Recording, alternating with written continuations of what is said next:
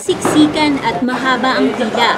Ito ang karaniwan daratnan ng mga botante sa kani-kanilang voting precincts. Pero hindi lahat ng botante naranasan ng ganitong hirap. May mga swerteng ilan na hindi na kailangan pumila pa para lamang makaboto. Hindi naman, wala naman tao. Mabilis lang yung proseso ng pagboto. Isa lang siya sa halos 500 botante ng Barangay San Isidro, Cainta na sinwerteng naitalaga sa Precinct 119. Kumpara sa ibang mga presinto, pabukso-bukso lamang ang mga botante dito. Ang pila nga, hindi na lumalagpas pa sa 10 tao. Pirma rito, boto roon. Pagkatapos ng 5 minuto, tapos na rin ang prosesong ilang buwang hinintay ng mga botante rito.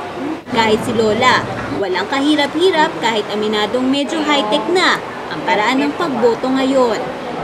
Yung manumanat pa noon, parang magulo. Pero ngayon, okay man. Pero kung swerte ang mga botante rito, swerte rin ang kanilang mga Board of Election Inspectors. Sa ibang presinto raw kasi, halos dumoble ang bilang ng sakop nilang mga botante. Mula sa 300,000 presinto, mahigit 80,000 na lang ang mga ito dahil sa automation. Okay naman kami, wala naman kami problema dito, maayos naman. Tahimik naman kasi ang mga dito, wala namang gulong nagaganap dito sa amin. Kahit mga poll watchers, ganito rin ang sinabi. Ang BI chairman naman, masayang-masaya dahil hindi raw nagluko ang nag-iisang PCOS machine rito.